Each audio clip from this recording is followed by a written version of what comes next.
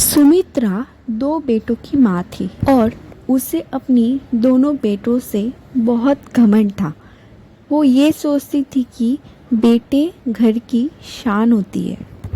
एक दिन सुमित्रा अपने पड़ोसन से बात कर रही थी। सावित्री भाभी, मिठाई ले लो, मेरे यहाँ पोती हुई है, पोती। क्या? तेरे यहाँ लड़की पैदा हुई? अरे तू तो लूट गई, बर्बाद हो गई। अरे तू ऐसा क्यों कर रही है?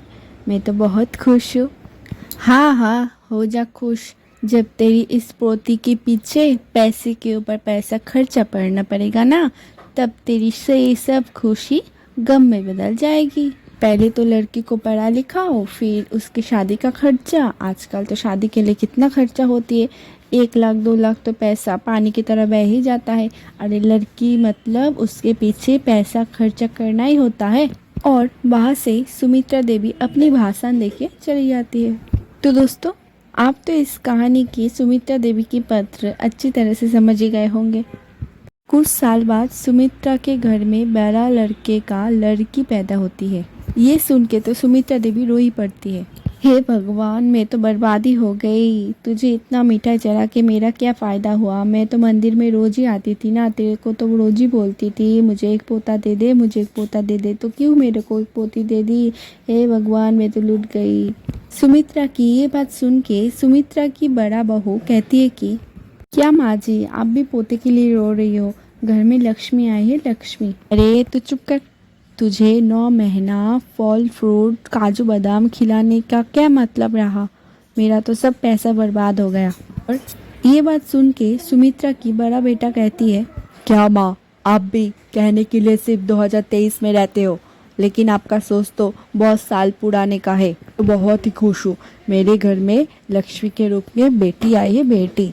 नालायक बेटा कहीं का, अपनी पत्नी की बात बोल रही है। हाँ, मेरा बड़ा बेटा तो हाथ से गया मेरा, हे भगवान। लेकिन फिर भी सुमित्रा देवी की पोते की चाहत नहीं गई।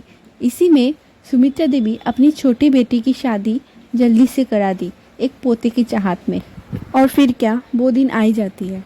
और इधर सुमित्रा पोते की होने की खुशी में पहले से मिठाई बांटना शुरू कर देते पूरे गाँव में। ये क्या सावित्री, पोते के आने से पहले ही मीठा बांटना शुरू कर रही है? अरे पहले पोते तो आने दे, देख पोता है या पोती, फिर न पोती आ जाए। अरे चुप कर काली जुबान, कुछ भी बोलती। मेरी मिठाई खा रही है और ऊपर से मुझे शाप दे रही है। दे मेरे मिठाई वापस कर। और फिर से सावित्री देवी की छोटे लड़के की घर में भी एक बेटी आती है। और फिर क्या, सावित्री फिर से शुरू कर देती अपनी रोना धोना और बड़ी बहू की तरह छोटी बहू को भी कोसना शुरू कर देती पोती आने की खुशी में। ओ सॉरी, पोती आने की गम में। देखते देखते ये सुमित्रा की रोज की आदत शुरू हो जाती है। अपनी बड़ी बहू को, छोटी बहू को रोज कोसना शुरू कर देती है। और ये सब देख के सुमित्रा की दोनों बेटों को अच्छा नहीं लगता था। तो दोनों मिलके एक दिन फैसला करता है कि भैया, माँ का ये रोज अपनी बेटी को कोसना मुझे अच्छा नहीं लगता, कुछ आप उपाय करिए ना। हाँ भाई, तू तो सही बोल रहा है। मेरे बेटी को भी माँ रोज ही कोसती रहती है, भला बुरा कहती रहती है। अच्छा, अब तुम दोनों अपनी माँ की पीठ पीछे अपनी माँ की बुराई करना शुरू कर दियो।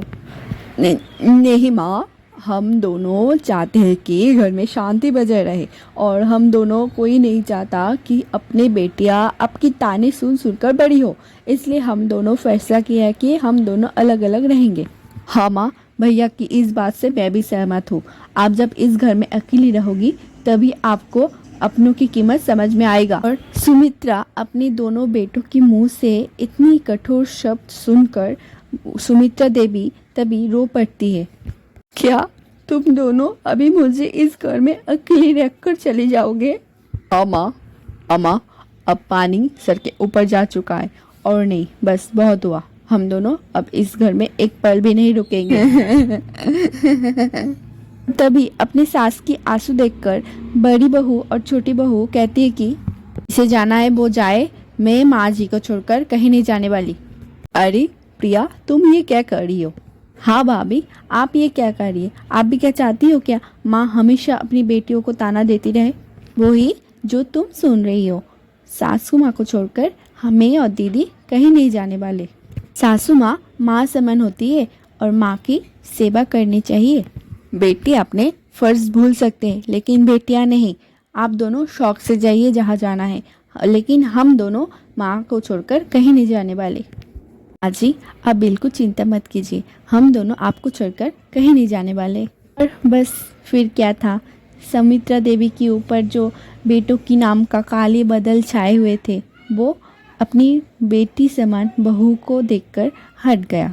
और सुमित्रा उन दोनों बहुओं को गले लगा लेती है। मैं जिंदगी भर बेटियों को कोसती रही, लेकिन तुम दोनों को देखकर मुझे ये समझ आ गया, बड़े अभागन होते हैं वो लोग जिनके घर में बेटियां नहीं होती है।